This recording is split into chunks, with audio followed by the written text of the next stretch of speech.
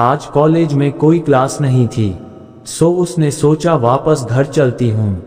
दोपहर के कोई 2-3 बजे होंगे।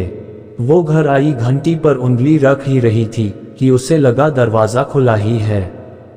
वो धीरे से दरवाज़ा खोलकर अंदर आ गई और मम्मी के कमरे की ओर ये बताने के लिए चली गई कि वो आज जल्दी आ गई है। कॉलेज में क्लास नहीं थी। मम्मी के बेडरूम का पर्दा लगा था।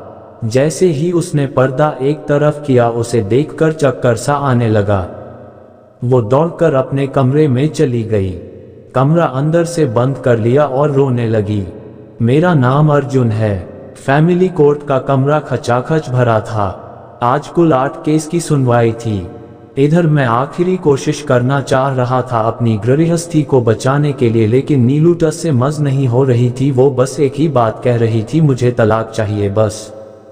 मैं बार बार दोनों बच्चियों की दुहाई दे रहा था, बार बार रिक्वेस्ट कर रहा था कि वो तलाक न ले, उसे जिस तरह की भी आज़ादी चाहिए मैं देने को तैयार हूँ। मुझे लग रहा था मानो रिश्तों में आज बोझ होती जा रही है, मेरा वजूद ही खत्म कर देना चाहते हो। नीलू की नज़र में रिश्ता नपुंसक हो गया था, जिसमें किसी तरह से भी वंशवृद्धि की संभावना नहीं थी। उसे नपुंसक रिश्ते से कहीं गर्माहट नहीं मिल रही थी। वो सोचती थी ऐसे नपुंसक रिश्ते को कांधों पर ढोने से मन, पीठ और कांधे ही लहूलुहान होंगे।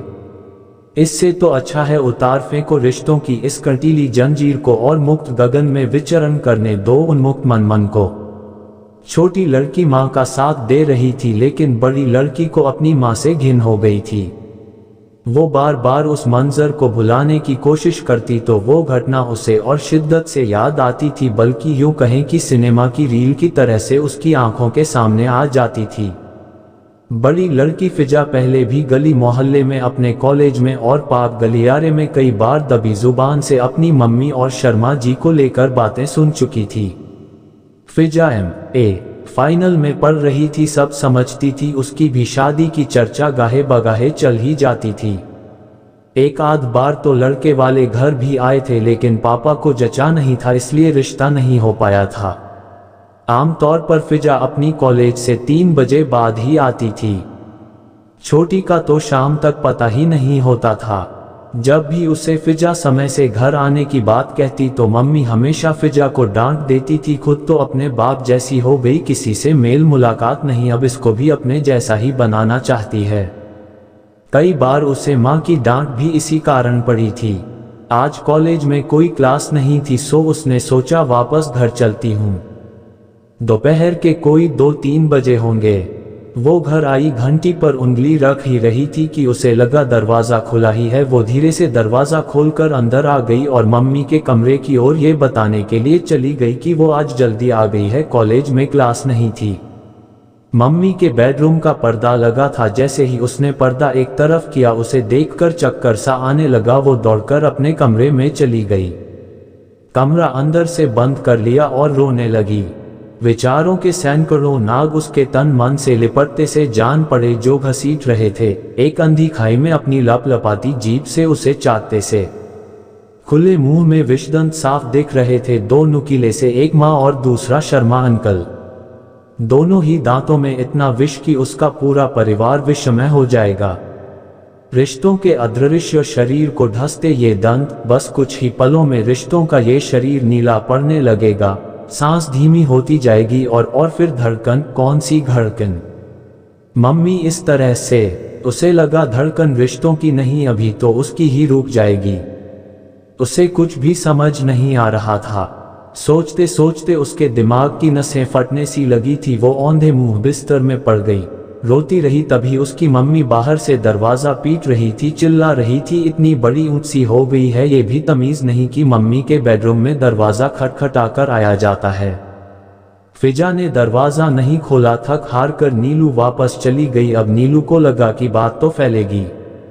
शर्मा के साथ उसकी बड़ी बेटी ने उन दोनों को प्राकृतिक अवस्था में देख लिया। अब क्या करे क्या ना करे। नीलू को लगा कि ये लड़की भी उसके बाप के तरह ही नीलू की आज़ादी में बाधक है। अगर दरवाज़ा खोल देती तो आज उसका तो काम तमाम कर ही देती, लेकिन नीलू ऐसा नहीं कर पाई। फिजा ने दरवाज़ा नहीं खोला। शाम हो आई थी, बाहर रोड लाइटें जल चुकी थी। फिजा ने मुझको आवाज लगाई। उसे लगा कि मुझको सब बता दे, लेकिन कैसे और क्या बताए। ये कि आज शर्मा अंकल और मम्मी बेडरूम में एकदम और कुछ कर रहे थे। मुझसे अपनी मम्मी के लिए कैसे बोलती वो, लेकिन उसे आज अपनी मम्मी से पूरी तरह से नफरत हो गई थी। वो धीरे धीरे अपने कमरे से नीचे आई और मेरे पास आकर चिपट कर बस रोने लगी। नीलू ये सब देखकर थोड़ा सा परेशान तो हुई, लेकिन थोड़ा संभल कर बोली, अब क्या नया गुल खिलाकर आई है? दोपहर से दरवाजा नहीं खोल रही थी। फिजा कुछ नहीं बोली, बस सुबकती रही, आकर मेरे सीने से लगी। मैं कुछ भी समझ नहीं पाया था, लेकिन मैं बेटी के सर पर हाथ फेरता रहा। फिजा थोड़ा सा संयत होकर मुंह धोकर मेरे लिए पानी का ग्लास लेकर आई, चाय बनाई, मुझको बड़े ही प्यार से चाय लाकर दी।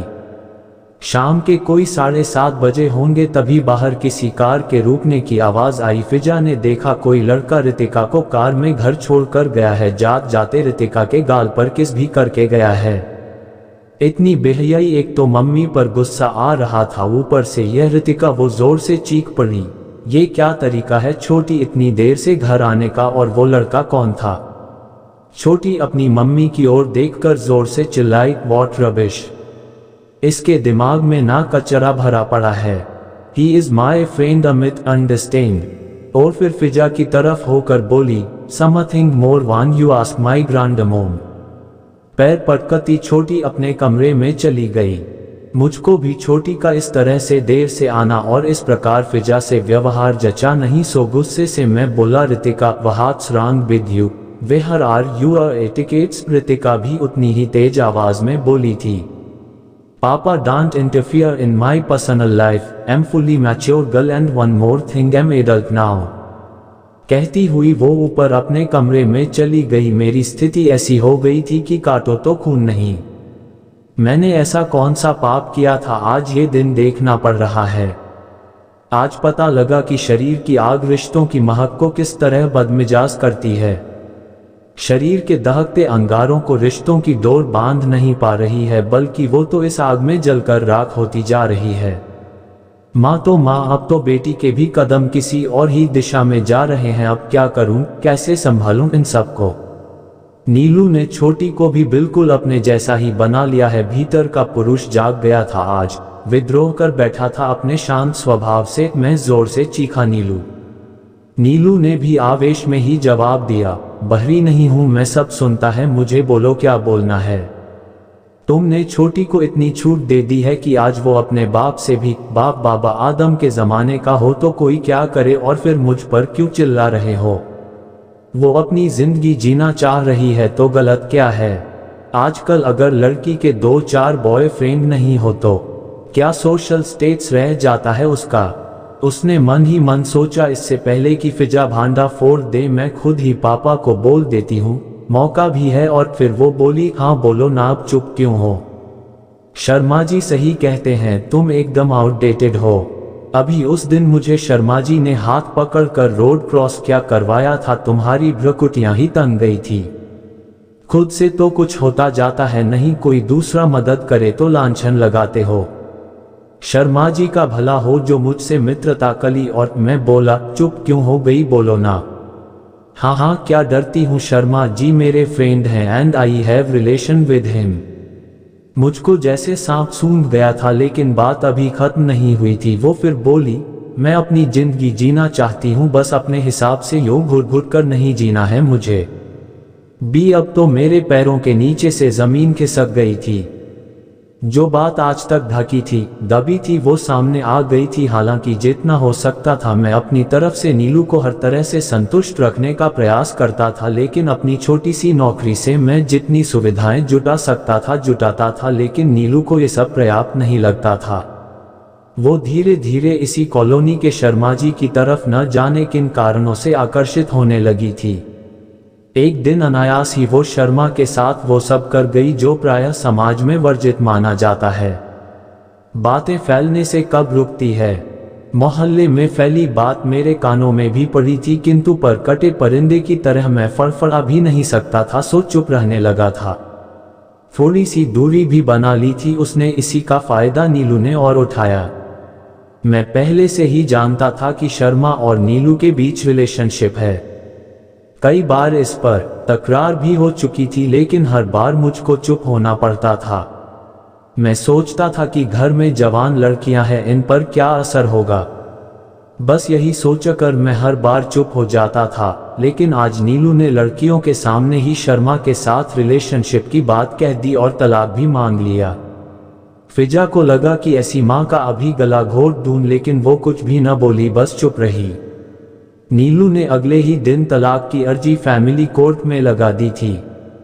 रितिका को लगता था कि अब वो मम्मी के साथ फ्री रहेगी और ऐश करेगी, लेकिन एक दिन फैमिली कोर्ट में सुनवाई के दौरान वकीलों की जिरह हो रही थी। नीलू के वकील ने कहा कि उसकी मुवक्किल किसी भी बच्चे को अपने साथ नहीं ले जाना चाहती है और ना ही गुजारा भत्ता लेना चाहती है, बस केवल तलाक चाहिए, जिसके लिए कागज माननीय न्यायालय को बताए जा चुके हैं।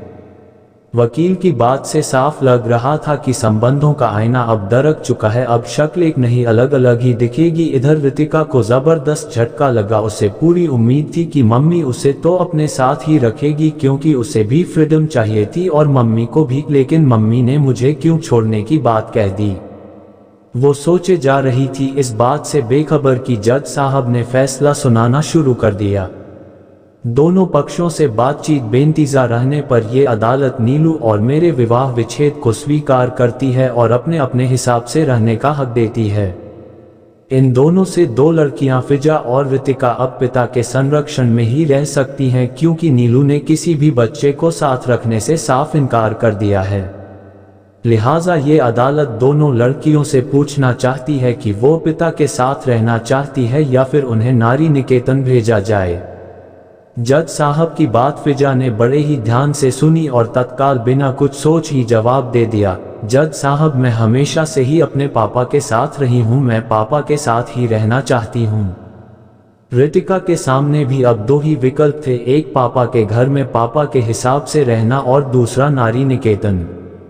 वो समझ ही नहीं पा रही थी कि क्या करे। तभी जज साहब ने फिर से पूछा, बेटा आपका निर्णय क्या है, पापा के साथ जाना है या फिर हम नारी निकेतन भेजें आपको? वो चौंक पड़ी थी। इस बात से उसकी तंद्रा लौट आई थी। उसके सामने एक तरफ निरीह से देख रहे पिता थे, दूसरी ओर स्वार्थ की मुस्कान लिए मां खड़ी थी। आज पहली बार रितिका को मां अच्छी नहीं लग रही थी, लेकिन वो क्या करे, कुछ भी समझ नहीं पा रही थी। एक बार जज साहब ने फिर से पुकारा, रितिका आपका क्या निर्णय है, क्योंकि आप बालिग हैं इसलिए ये अदालत जानना चाहती है कि आपका निर्णय क्या है, पापा या नारी निकेतन? बड़े ही असमंजस के बाद उसके मुंह से केवल पापा निकला। अदालत का निर्णय आ गया।